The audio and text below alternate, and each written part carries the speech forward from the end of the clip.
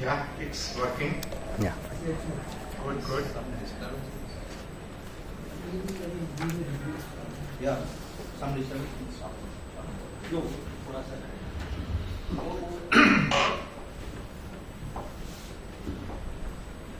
Okay, so we are delighted to have Professor Dipendra Prasad. Presently, he is at IIT Bombay, but previously was at School of Mathematics here from Mumbai. He works in the area of algebraic number theory, automorphic forms, and representation theory.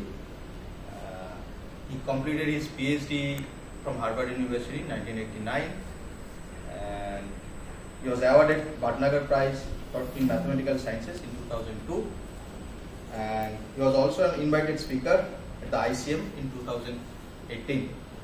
So these are the few achievements in slides, so I will not go into the detail of that. Thank you. We will be talking about Lie groups as a unifying theme in mathematics, from algebra and number theory to geometry and topology. So what is? Thank you very much, Manoj. Thank you for these kind words. Thank you, Gautam. Gautam has been a good friend for many years, and we have been corresponding for some time. He also has students, and I was anyway meeting them online, so it's a pleasure to come here and meet you all. Good, very happy to see this nice room and many people who have come here for the lecture. All right, good. So, giving talks in mathematics always is a bit tricky matter, because mathematics soon becomes a bit technical. And unlike other physical sciences, where people can talk about things which are related to human experience, I think for mathematicians that's a bit hard. So this talk is tailored for kind of a wide range of mathematics people, perhaps more in pure mathematics, not so much in applied mathematics. I do only pure mathematics. Somehow I am less or not at all conversant with application-oriented things. Okay, so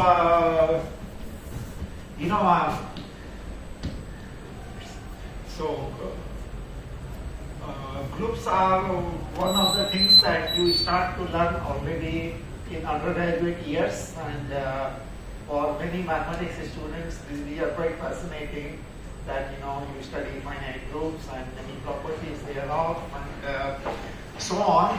So, but I think in a typical mathematics course in undergraduate, somehow the variety of ways in groups arise is not emphasized, and it is not. You don't come across that. So I think. The thing that I want to talk about today is that groups come in many flavors. So there are these finite groups, then there are infinite groups, and then there is something called continuous groups. And in some sense, although most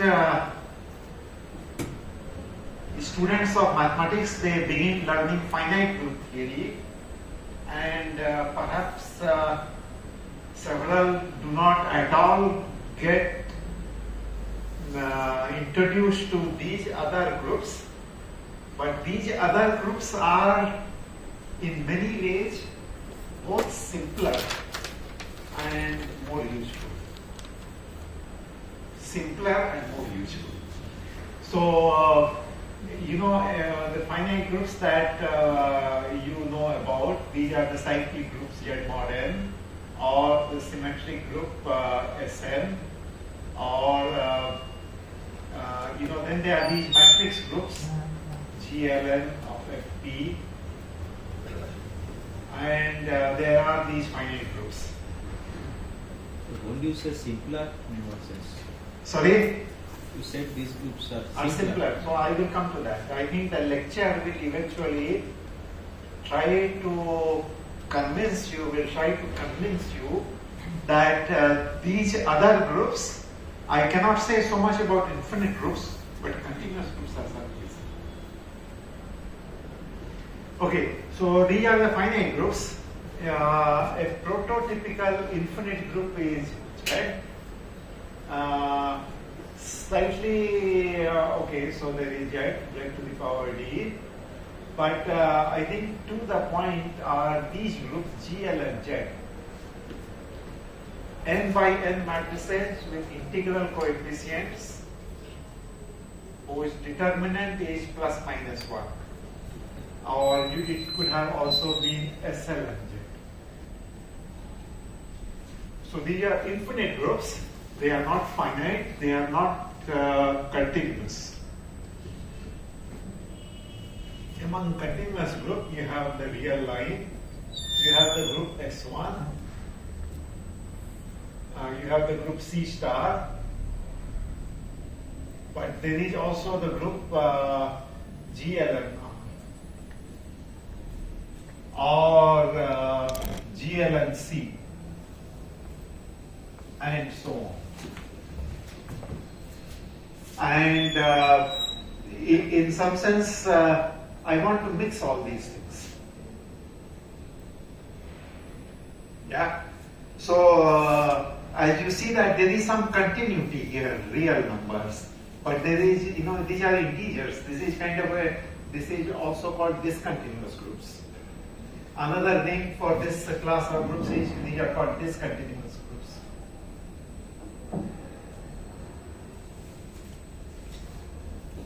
Okay.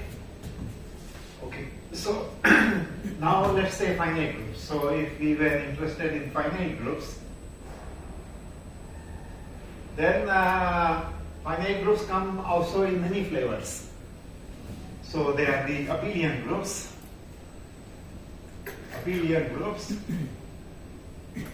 Then there are these nilpotent groups.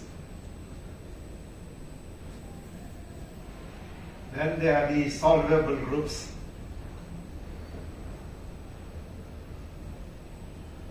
And then there are the simple groups.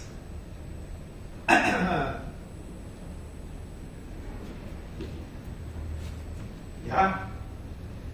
So of course abelian groups are the simplest. Next simpler are nilpotent. Next simpler are solvable. Simple groups are not simple. They are the most difficult. They are called simple, but they are the most difficult. Yeah. So abelian groups, one knows that direct sum of cyclic groups.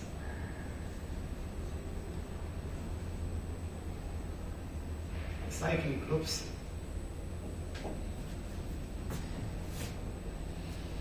And then that is one structure. But it can also be said that direct sum of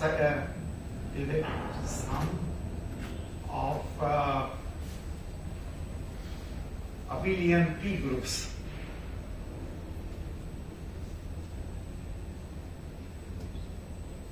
Abelian P groups. So any abelian group A can be written as direct sum of AP, where these groups are P groups for different points. And then there is the structured freedom that this AP is direct sum of Z mod P to the power Ni. This is over Ni. Yeah, any abelian P group is direct sum of Z mod P to the power. Then there are these nilpotent groups.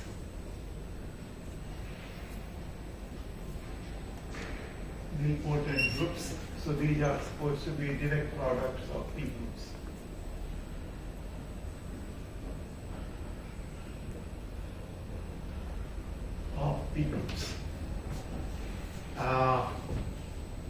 So somehow to understand the important groups, one reduces to P groups, and that's a large subject. P groups are not fully understood. So P groups are not closely bounded. So abelian P groups are simple-minded, but general P groups are more complicated, and it's a unsolved problem. So only today, while preparing for this lecture, I learned that, for example, one doesn't know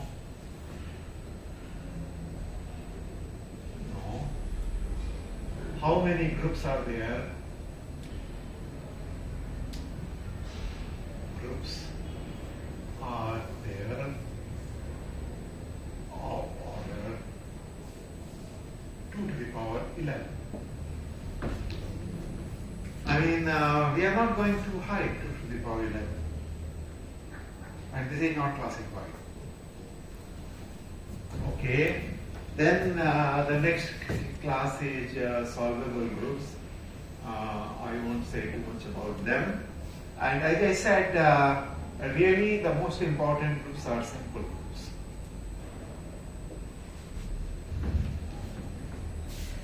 So what is simple about them? Simple groups are no non-trivial normal subgroups.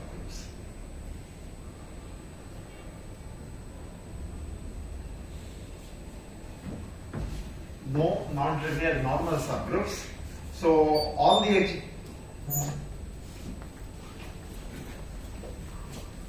the previous examples of groups have a descending chain of normal subgroups, one into other, and so that the successive quotients are abelian groups.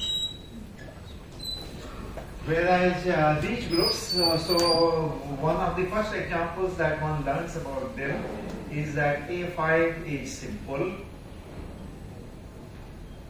and more generally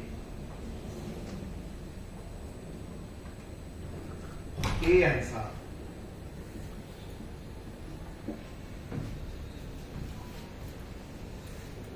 Good. And the point about simple groups is that any group G, any finite group G has a filtration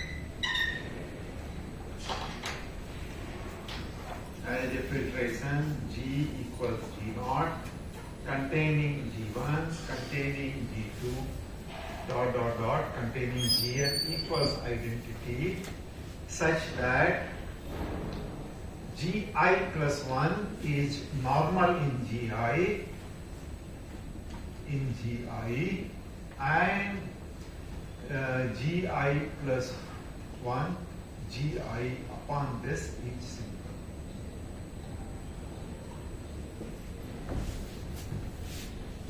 So it's by some kind of induction on the order of the group. If G is simple, then there is nothing to be done. If G is not simple, then it has a normal subgroup.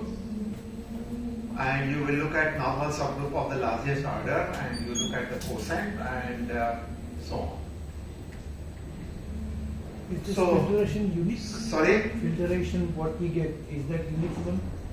No, this filtration is not unique.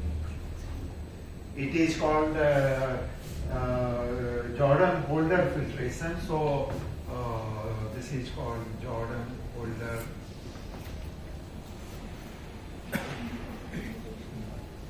filtration. Not unique.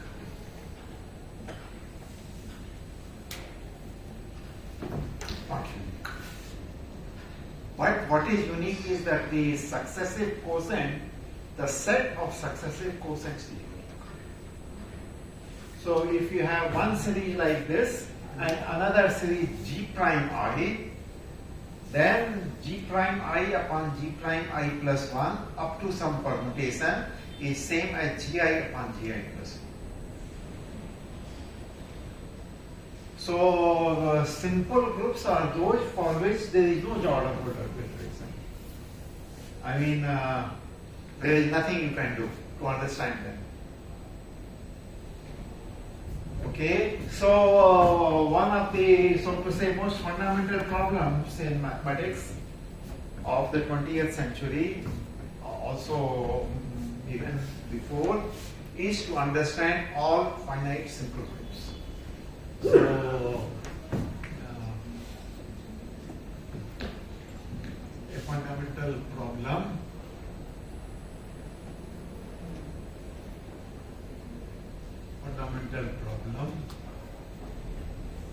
in maths has been to understand all finite simple groups.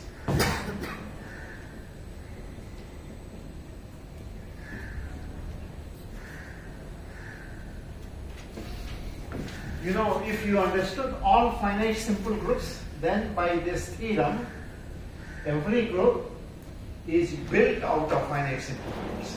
Because Gi upon Gi plus 1 are simple, and somehow it is just getting built from simple groups. So is there any classification theorem? What will be the simple groups? Like for Abelian Yes, groups, so this is the fundamental problem to understand all finite simple groups. And that is what I am trying to say something about. Yeah. So this is a problem from antiquity, and much work has been done on this problem for a long time, and only in last few decades we feel that we know the complete answer. So this problem has a complete answer now. Complete answer. So somehow theorem is that here is the complete list of all simple groups. All simple groups. So one is this group Z mod PZ. This is a simple group because a simple group is one for which it has no non-trivial normal subgroup. The group Z mod P has no subgroups. So in particular, nothing else. The other one is what I said, AN, alternating group G. And then there is a large class called finite groups of Lie type. 8 groups of Lie type. So this is what this lecture will be about. I will discuss them in some detail, and in some sense this is an infinite family of groups. A lot of groups are there. So it is infinite family in the sense that I talked about GLN FP. So it is infinite in two ways. This P can vary, but also this P can become Q, and this N can vary. So it is doubly infinite or triply infinite because this P is P to the power D. So there is P, there is D, and there is this N. So it is infinite in many directions, and there are many such groups. So there are finite groups of Lie type, and then there is a small number of other groups, and there is 26 sporadic simple groups.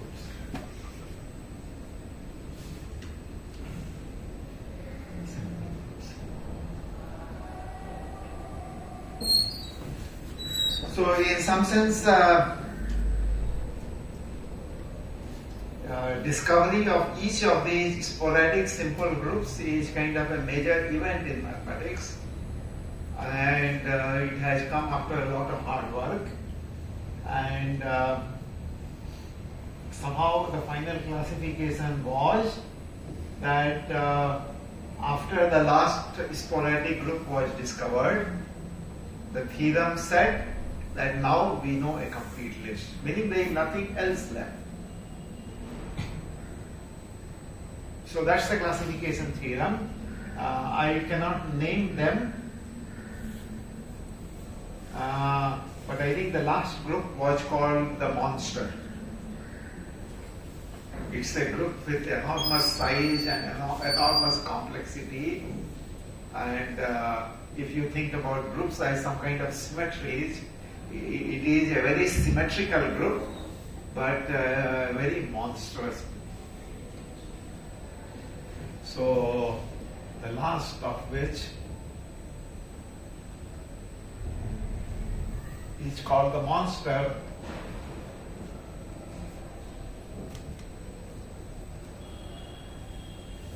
Called the monster, and it is discovered by Robert Grice. I mean, that also is a bit of an old story. It is from the 80s. So it is 1980s. So, as I said, you have a list, and then you have to say the list is complete. And this is the final classification theorem. And the point of my lecture is that most of the finite simple groups have an origin coming from continuous groups. Good. Shall I mostly write on this, or that one is okay too? Yeah, It's okay? Good. Alright, so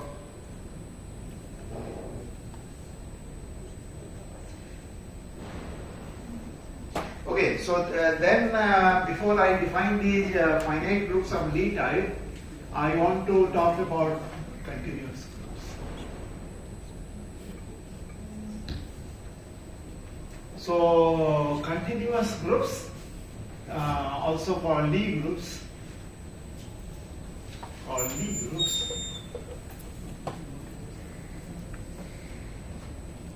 this is an old story. It is due to Sophus Lie from 19th century, and I think one of the big contributors to this topic was Élie Cartan, also from 19th century. I think Élie Cartan's thesis was in 1890, in which he classified all Lie groups. So the way these could be defined, one way to think about Lie groups. So Lie groups are the precise definition takes some effort to define them. So these are called manifolds. Manifolds, I locally Rn, locally isomorphic to Rn, not in the sense of groups, but in the sense of geometry. They look like Rn, and they are groups, and the group operations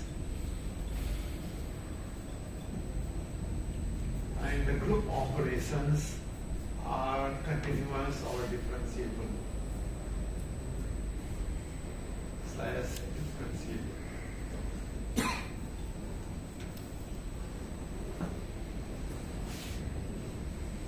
Yeah. So this is what is a Lie group. From the perspective of modern mathematics, a Lie group can be just considered Lie groups are can there is manifold and group and continuity and all that are nothing but true subgroups of SL and R.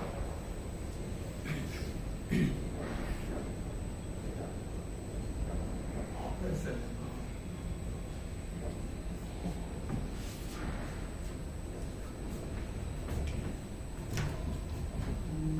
These are just subgroups of these matrix groups. These are Lie groups, and somehow associated to a Lie groups, there is notion of a Lie algebra. So Lie algebra. So this is a finite dimensional vector space over R. Is over R together with a Lie bracket with a Lie bracket which is a mapping from so the Lie algebras are usually denoted by this symbol. There is a mapping from G cross G to G. X comma Y goes to the Lie bracket X bracket Y such that, so this is bilinear and skew-symmetric. Xy is minus Yx, and it has the Jacobi identity X bracket Y Z plus Y Z X plus Z X Y. This is Jacobi.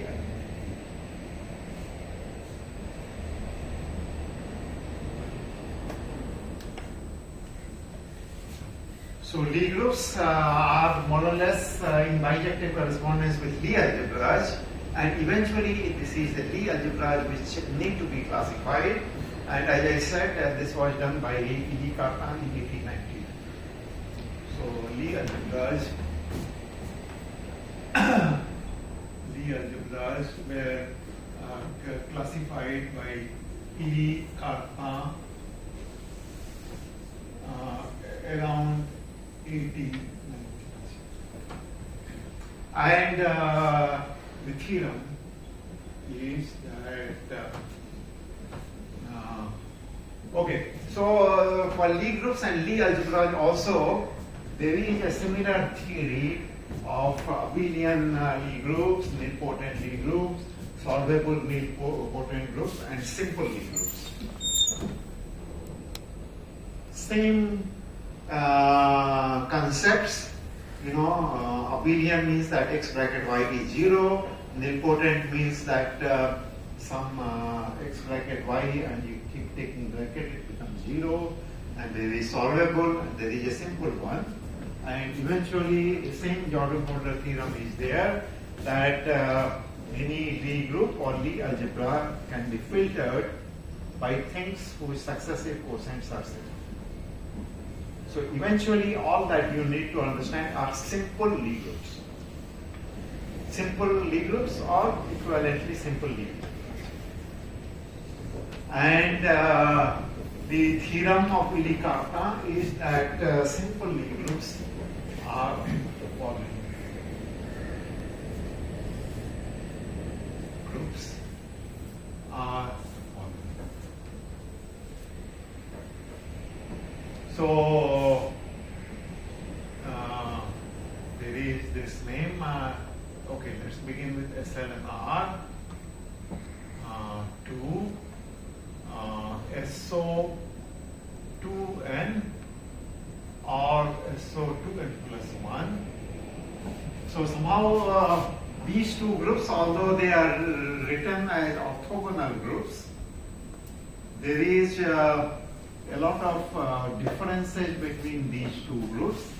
Okay, so maybe I define SON as G belonging to SL and R such that G transpose G is equal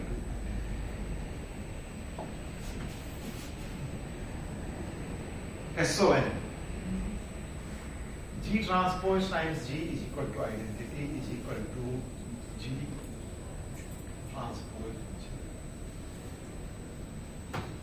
So there are these groups. Then there is another group called sp2n, and so these are called classical groups: SLN, SON, SPN, and then there are these things. So in the theory of finite groups, these were called sporadic simple groups. In the theory of Lie groups, there are a few more called exceptional groups. Exceptional Lie groups, which are not part of common experience, but unlike those sporadic groups, which are 26, which is not such a small number, this one is a smaller list. So there is the group G2, there is the group F4, and then there are three more: E6, E7.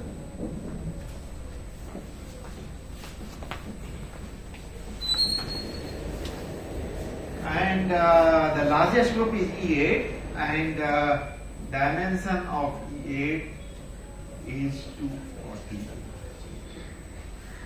So somehow, although we think of this Lie group as a bit monstrous, but it is nothing in compared with that monster whose order is in billions and trillions. This is a group of dimension 248. Yeah? How do you define dimension of a group? Dimension of a group, I said that Lie groups are manifolds, and they are locally isomorphic to some Euclidean space, and the dimension of this Euclidean space is the dimension of the manifold. So for GL and R, n by n matrices, the dimension of GL and R is it's an open subset of M and R. M and R dimension is n square. So dimension of GL and R is n square. SL and R is given by one equation, determinant is equal to 1. So its dimension is n square minus 1. Dimension of these groups SON is roughly n square by half. Roughly n square by half. So yeah, and dimension of G2 is 14. Of this I forget, and so on. Yeah. All right. So simple Lie groups are these. And even in theory of Lie groups, there are many kinds of groups, I must say. So, the subject has a little bit of variety. So, continuous groups are, okay, so this is good to keep this maybe.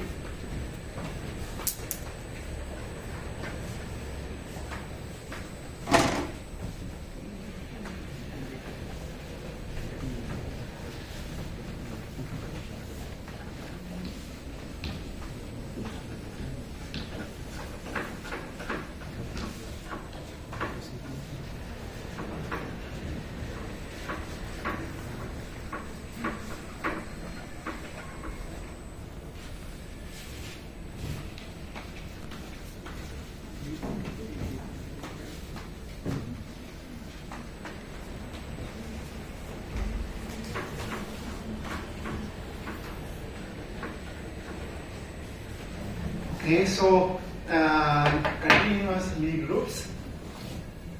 Lie groups also come in various flavors.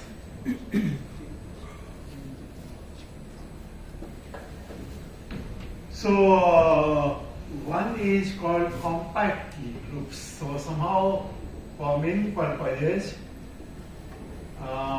these are simple. And compact groups, so instead of looking at SUN, one looks at SUN, which is G belonging to GLNC, or rather SLNC, such that G transpose bar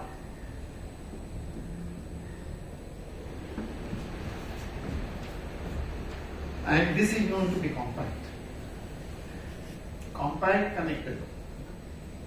So it has good properties. There is SUN, there is SON, and there is a form of SPN,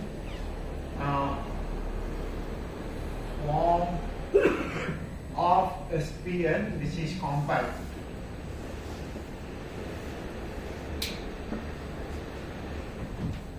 So there are these, and similarly for all exceptional groups.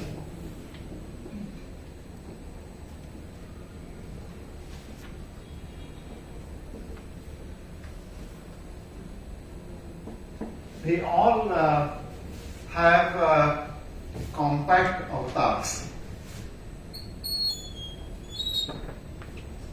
Okay, so this is compact Lie groups. Then there are called split groups.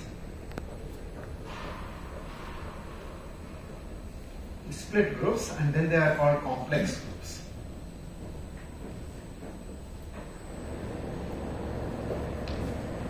Okay, so split groups are groups like SLNR or SO. There is this group called SOPQ. So compact group is only SON groups, but there is this notion of SOPQ in which you look at G belonging to SLNR such that and IPQ is this matrix 1, 1, 1 P times and then -1, -1, -1 Q times and zeros elsewhere, and then this group is defined by transpose G IPQ times G is equal to IPQ.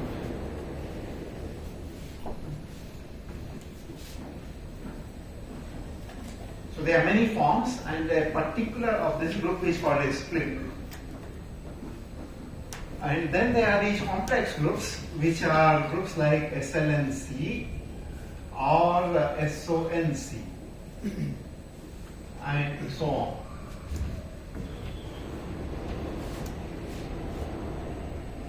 Okay, so this is some introduction to continuous groups, continuous Lie groups, the simple ones. And as I said, this is an old story and very well studied. Very well studied. Okay? I guess this is the topic which may be most familiar to somebody like Manoj, and I'm sure he has to deal with such continuous groups all the time.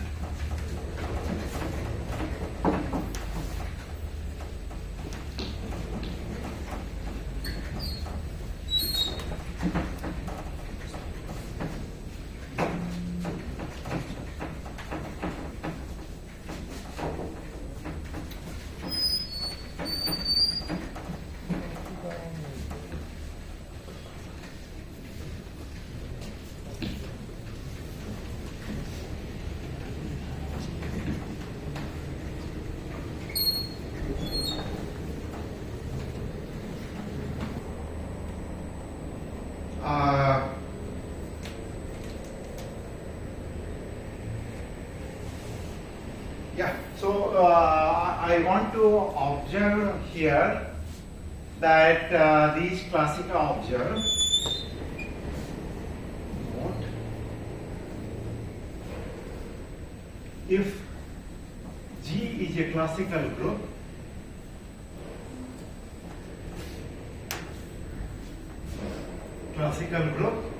so by classical group one means a group that G is SLNR P and R or SOPQ R.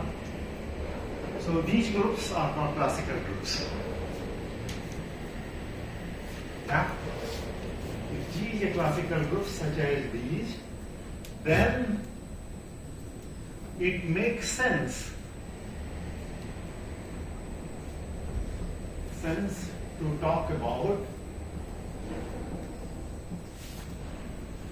G of any field K or K any field such as K is a finite field.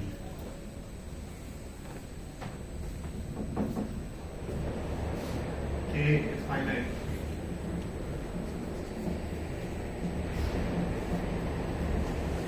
Because SL and R are n by n matrices with the real coefficients such that the determinant is 1.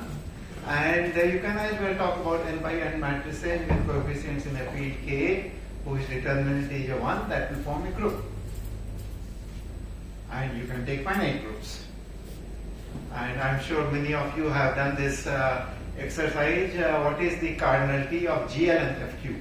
It's one of the interesting exercises that many of us do. This makes sense for any of those classical groups because they are defined in terms of some linear algebra which can be done over a field K, any field. So GFQ is then called a classical group of Lie type group, called a finite classical group. Finite classical group is then called a finite classical group. There is another field which is very popular in mathematics, GQP. So just like one studies GR, one can also study values in other periodic fields. So real numbers is supposed to be one way to complete rational numbers. There are other ways to complete rational numbers to get periodic numbers, and these are called periodic groups. So these are called finite groups of Lie type. So these are called finite groups of Lie type.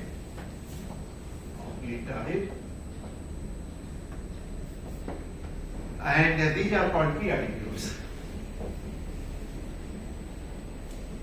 or called periodic groups. And these groups are very, very important these days in number theory. And Gautam is somebody who is trained to study these periodic groups. I mean, they are to begin with a bit strange. These are what are called totally discontinuous groups. Totally discontinuous. So somehow, I began the lecture by saying there is finite groups, there are infinite groups, and then there are continuous groups. But these groups are neither of the three. They are not finite. Those infinite groups, SL and Z, are discrete groups. These are not discrete, and they are not continuous in the sense of GR. They are totally discontinuous groups. Totally discontinuous, totally disconnected groups. I think Totally disconnected groups. So they are totally disconnected groups. So the point I am making is that the same definition of real groups, as long as that the group is a classical group, allows you to put coefficients which are finite field or periodic field or other fields, even other rings. And one of the great theorems due to Chevalier is that not only can you do this for these classical groups, but you can also do it for all groups, including E8, E7, E6, G2, F4. So all Lie groups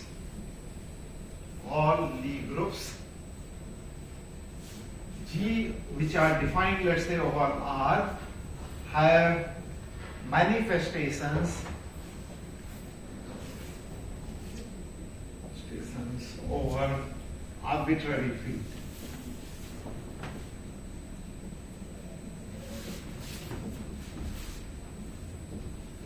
Thus, it makes sense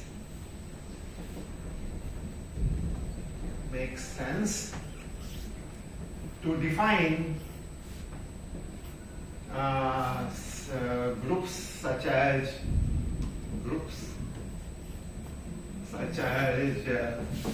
G2 of FQ or E8 of FQ or G2 of QP and E8 of QP.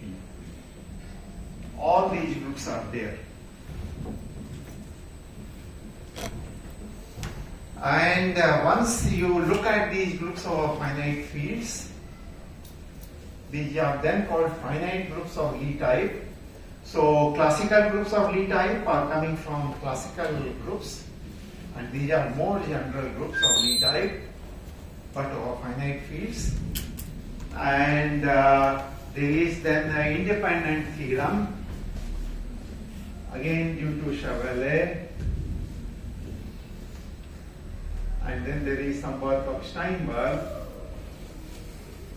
that these groups GFQ are essentially simple.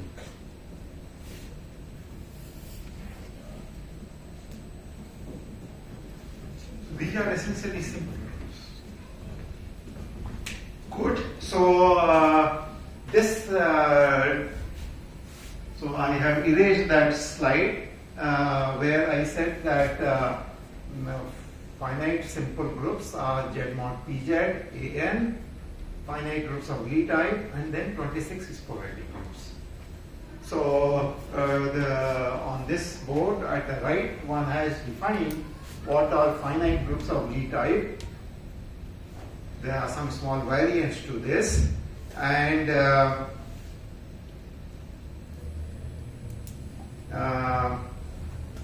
yeah. So these groups are defined over finite fields. Okay. So then I want to say something about geometry. How group theory enters into geometry.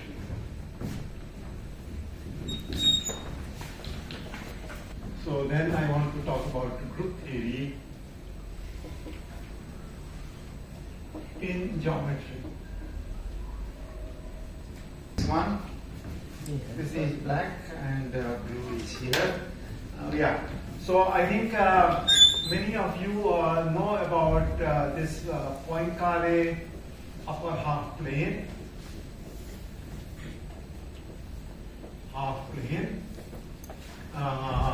So you know this is the upper half plane, and this is this region, this is the origin. And the way it is defined, imaginary part of Z greater than G. So one of the first observations is that SL2R operates on H on this upper half plane. This I will denote as H transitively.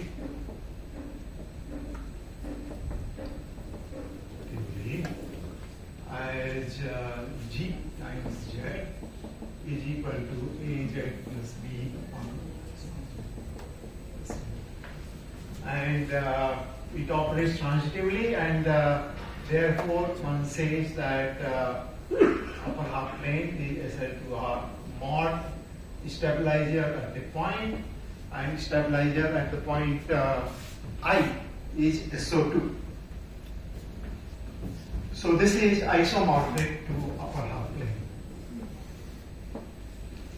And then there is this famous theorem called the uniformization theorem.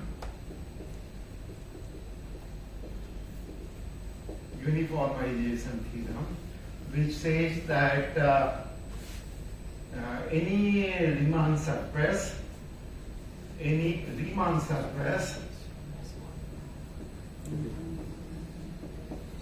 on surface X. So Riemann surface is a manifold, complex manifold of dimension 1. Connected complex manifold of dimension 1. So any Riemann surface X which is not the Riemann sphere S2 or an elliptic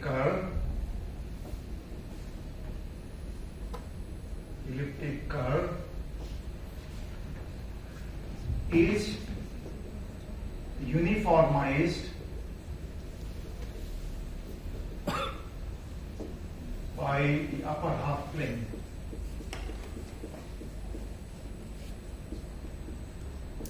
i.e. X is isomorphic to, so to say that it is uniformized by upper half plane means that upper half plane is the universal cover of X, which means that X is isomorphic to H modulo a discrete subgroup operating on the upper half plane, and then it is written as gamma mod SL2R mod SO2. So any Riemann surface, so these are like one of the basic geometric objects of interest in complex analysis, in geometry and so on.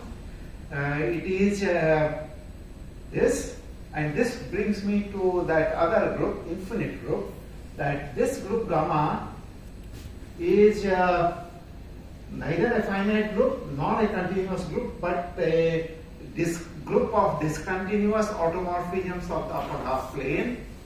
And one example to keep in mind is SL2Z. So gamma, a discontinuous group,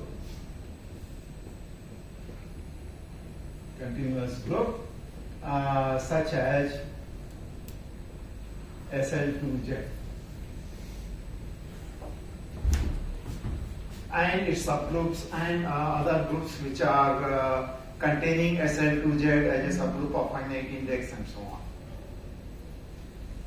So these geometric objects have a very natural geometric origin. And this allows to bring in group theory in the study of these geometric objects. And somehow there is this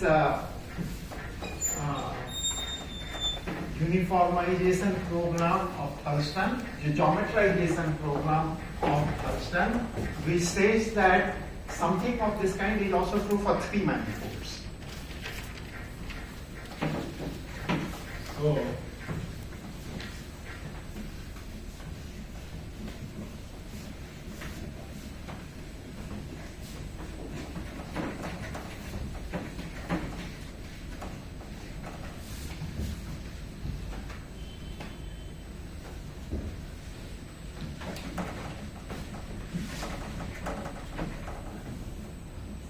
So this is Thurston.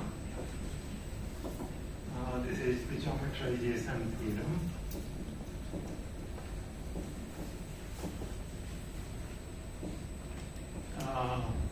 Something like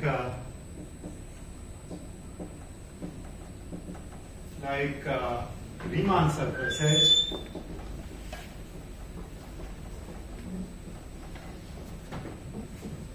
and their uniformization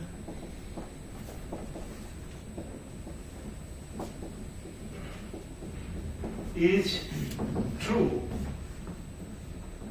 also for 3 manifolds.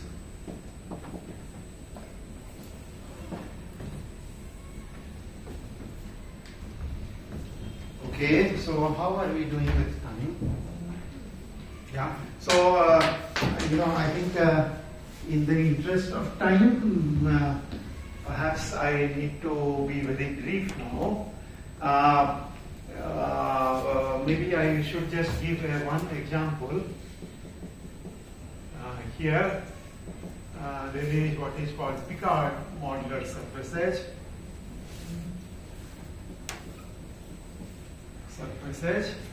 So these are surfaces which are mod z1 square plus mod z2 square is less than 1. So this is a subset in C2, open subset. It is the open ball in C2. And on this U21 operates on this ball, B operates on this ball, and B again transitively, and U21 upon U2 cross U1. And then many two-dimensional algebraic surfaces. So these are surfaces in the sense of two-dimensional complex manifold arise as gamma mod U21 upon U2 cross U1.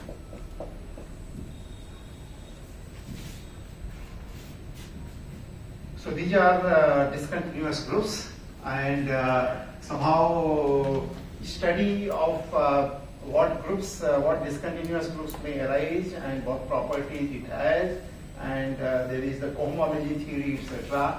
So that's part of a large study of much current interest.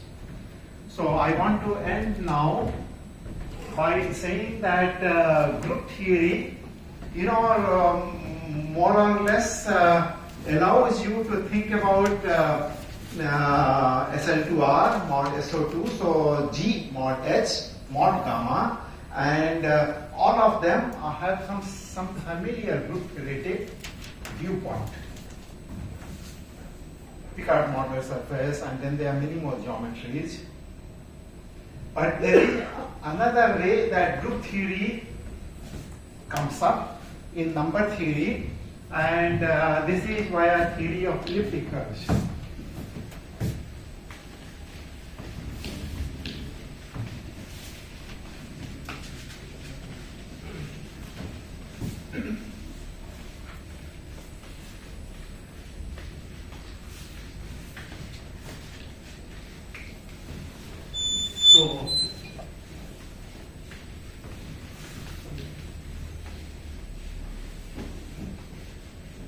So another way that group theory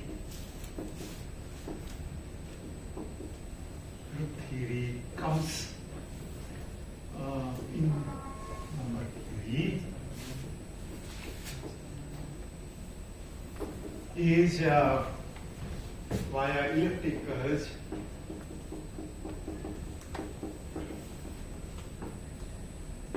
So there is the famous conjecture called the Shimura-Taniyama-Weil conjecture. Taniyama-Weil conjecture, which says that all elliptic curves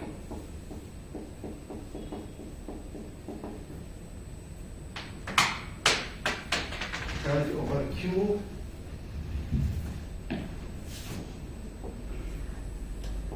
Q are uniformized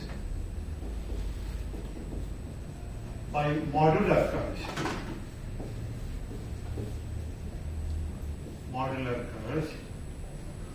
So these modular curves are like SL2R mod SO2 upon gamma, where gamma is of a specific kind, i.e. SL2R mod SO2R mod gamma naught n, which I will define, and then there is a mapping to E, where gamma naught n is these matrices A, B, C, D such that AD minus BC is equal to 1. So this is saying that and A, B, C, D, these are all integers. Determinant is 1 and n divides C. N divides C. So if n is equal to 1, then it is SL2Z, otherwise it's a subgroup. This is not a uniformization in the sense of uniformization theorem, because this is not quite a covering and all that. But there is a uniformization like map, and this is what is called Shula-Tanima-Weyl conjecture, and this conjecture is equivalent to saying that there is some thing called L function of elliptic curve, and that L function of elliptic curve comes from L function of a modular form, and theory of modular forms is study of functions on this space. So there is so the point of my lecture was that there are variety of groups, they occur in variety of contexts, and they allow you to model somehow nice, simple, interesting objects in many parts of mathematics. All right, so this is all. I am happy to take questions and perhaps talk a little more. First, thank the speaker.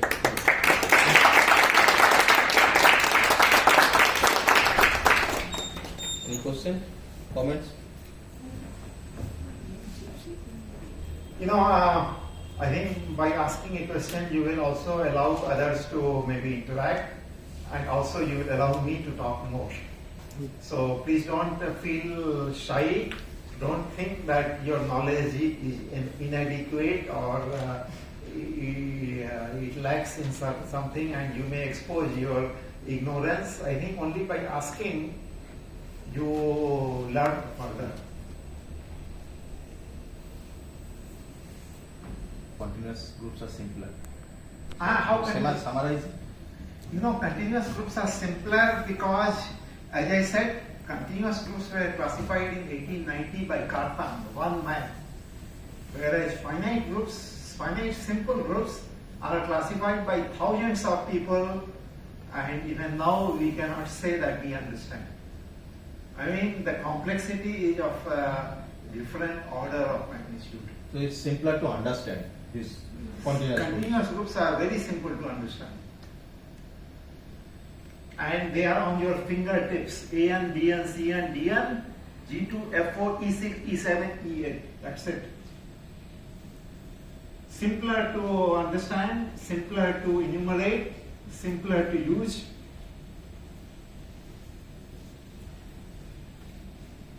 Whereas finite groups of Lie type are also difficult, and all finite groups are even more difficult because these are only the simple objects, and how they are built together. One might say that all the bricks make up a house, but if you just look at the bricks and the house, you cannot see how the bricks make up the house.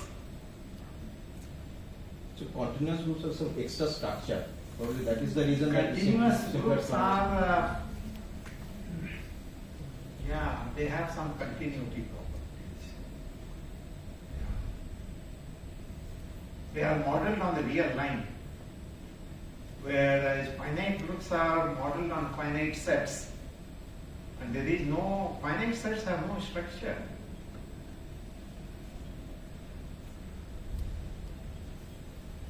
By continuous group, I mean continuous connected group.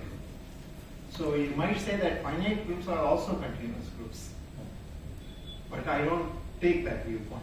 I take connected continuous groups.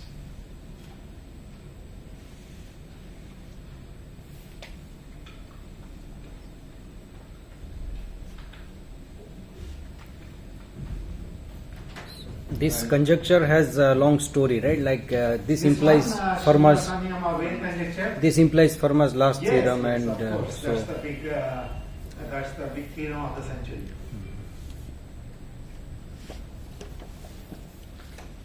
and also- But it is all revolving around group theory. You know, modular forms is study of nice functions on group-like objects. SL2R mod SO2 mod common N. So in case of QP etc., you have a similar theory like this, right? In That case of QP, who have Periodics. that, yeah. So that symmetric space will be the tree etc. Those theory have. well, the symmetric space associated to the PRD groups are called Duhart-Ritz building. Yeah. And In they two dimension are- it will be tree. Right? Sorry? To take SL to QP, so it will be the tree. Yeah, it is slightly different, but it is similar to, and one way to talk about SL2R mod SO2 is the space of maximal compact subgroups. SO2 is a maximal compact subgroup, and the space of maximal compact subgroup is SL2R mod SO2, and the building associated to PRD group is the space of maximal compact subgroups. So it will be SL mod SL to ZP. Yeah. So do you have a similar thing like this there? That for People study modular forms on periodic spaces, etc. I think certain things can be done, but certain things are also done differently. Yeah.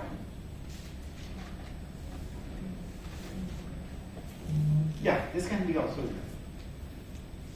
I think what is maybe slightly different is that, if you did this for SL2QP mod SL2GP, then you also need a discrete group. And to construct a discrete subgroup of SL2QP is a little harder. It's not gamma not n because these are not discrete groups. So Z inside QP is not discrete. Z inside R is discrete. But Z inside QP is not discrete. So you cannot use that model, so there is some small difference. yeah, something can be constructed like Z1 over P. Yes, Z1 over P. I mean, that's also not discrete, but yeah, there is something. Yeah.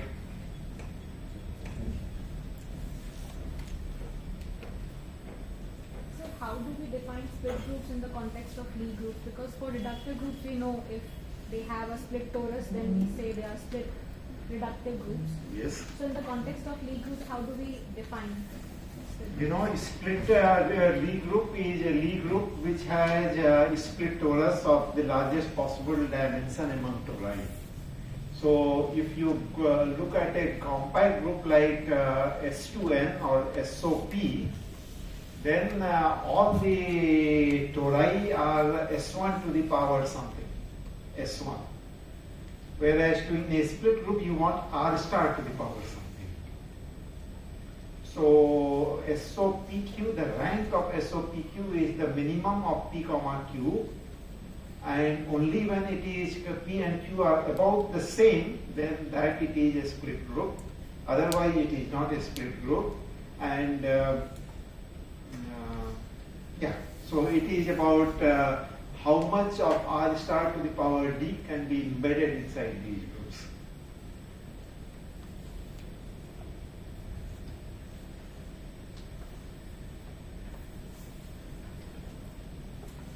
So let us thank the speaker again.